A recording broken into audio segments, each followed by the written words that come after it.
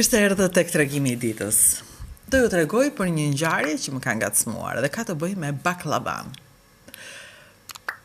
U nis për në Londër udhëtari fotografi britanik Robert Hackman, i cili punoi me ne për gjatë një jave të tërë në Shkodër dhe Vlorë, dhe unë doja ta shoqëroja me një dhuratë dhe mendova ku ka më mirë se baklavaja jon.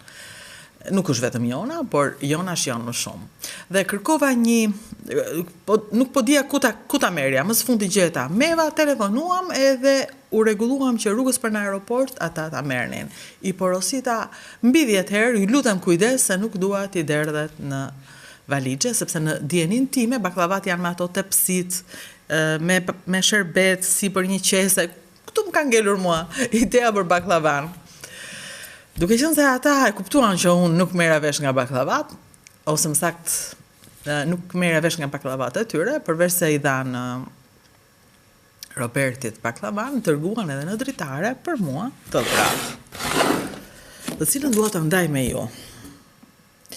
Sepse më bëri vërtet përshtypje që një biznes shqiptar, përveç se të ketë bërë diçka të mirë, siç është baklavaja dhe lajmi për baklavat e mevës është kudo, me të shkuptova nga pak ngacmimi në internet, por të ketë arritur dhe një gjë që neve na mungon, paketimi.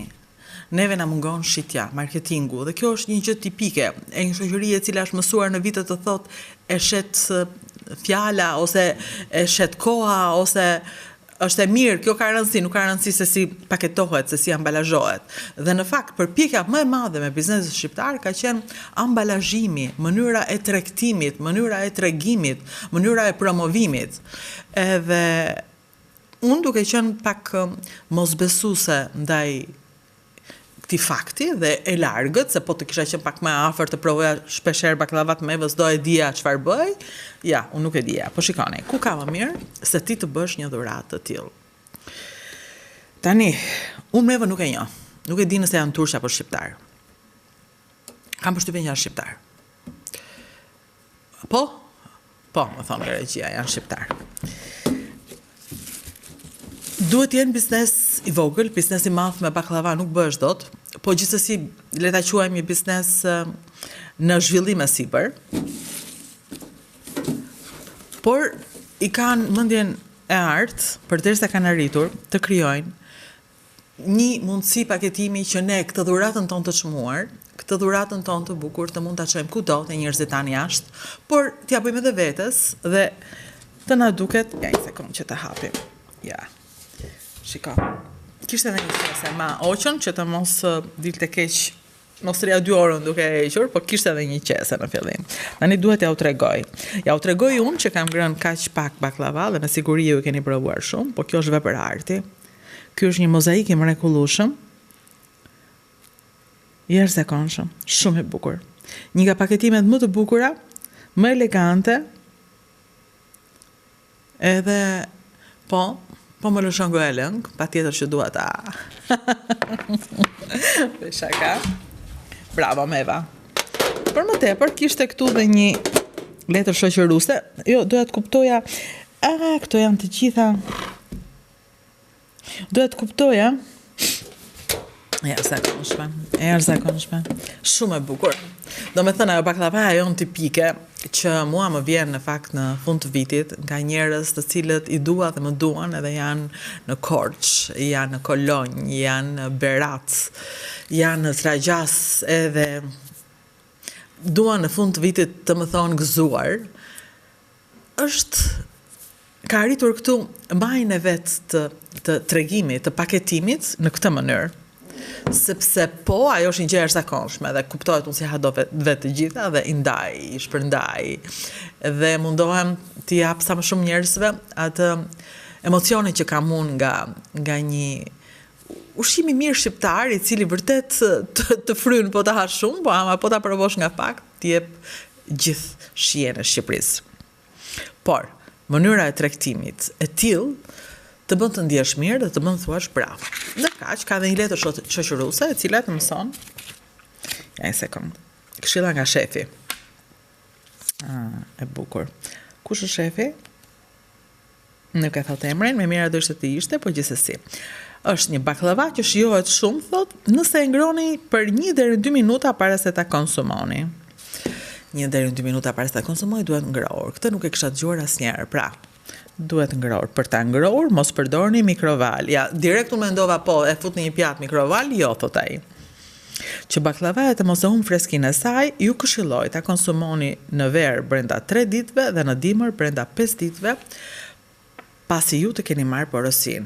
Pra, nuk që ka një baklava që rika aty ca kohë, e fshen nga një cep i dollapit e tjetër që të mos e shohësh. Por, ke 3 ditë kohë në verë dhe 5 ditë kohë në dimër. Tani ku jemi ne, jemi pranë verë. Tani e mira është i 4 ditësh. Si duhet ngrënë kjo baklava? Duhet të ketë pak sherbet në fund, ja, një sekond. Pra, pa, atëre pjesa fundore, unë kam letër, do tani nuk do ha, se po të filloj të ha, nuk vazhdoj do të regimin. Pra, kjo është, ti e merë në këtë mënyrë, me qëllim që në qoftë se ti ha pjesën e fundit të parën, atëre ndjen edhe shijen e baklavas. Do ta bëjmë pas. E bukur tjetër. Nga që në produktet tona nuk përdoret shurup, glukoze, të ëmbëlsirat me sherbet, sheqeri mund të thahet. Kjo është totalisht e natyrshme. Lexo më tepër për dëmet e shurupit të glukozës duke shkruar në webin ton meva.al /glukoz, pas e kërko atje. Meva.al është, pra. Ka një web Meva. Pastaj është afati skadimit, për ëmbëlsirat me sherbet 7 deri në 10 ditë, për llokumet, sepse janë dhe llokumet, ja. Këto janë llokumet. Se ktheva mbrapsht, të gjitha janë llokumet. Tani nuk po i hap. Këto t'i bëj dhurat. Kjo do ri këtu për stafin, kjo do dhurat, kështu që nuk po e hap. Llokumet janë 45 ditë që skadojnë. Atëre, paralajmërim për alergjin. Bravo, më në fund të kush që të paralajmëron për alergjin. Produktet tona përmbajnë lajthi, stika, bajame, nutel, ar, boronic, fije kadaifi. Pra, ka shumë njerëz që kanë alergjira, duhet ta dinë që në fillim. Mos harroni, komentet tuaja vlejnë shumë për ne, prandaj mos hezitoni të na shkruani për çdo sugjerim, pyetje apo mendim që keni për produktin tonë. Së bashku po rritemi dhe zhvillohemi vazhdimisht. Ju bëft mirë. Këshillat e shefit, do të ishte edhe emri i shefit poshtë, i cili me sa duket ka bërë një punë shumë mirë, sikundër e thash, unë nuk e di emrin e tij, nuk e di nëse është turk apo shqiptar. Por ai prodhon këtu, në këtë vend, dhe me siguri bashkë me të janë shumë gra shqiptare të punësuara. Cila do qoftë origjina e atij njeriu, ai është detyruar të punojë me punonjës lokal.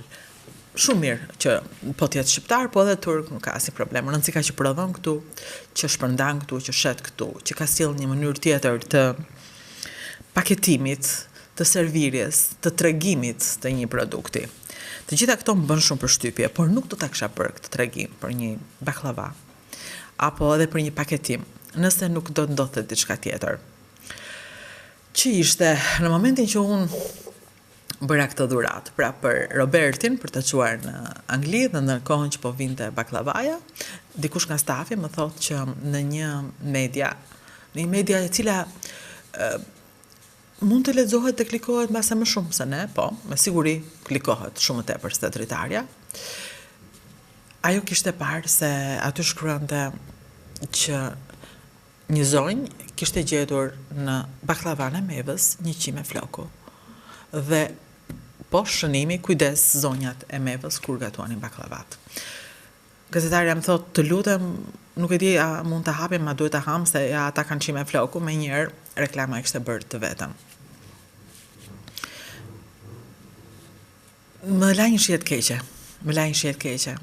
Jo fja e flokut. Fja e flokut është ndonjëherë ne e dim shumë mirë që fja e flokut mbulon elefantin në dhomë.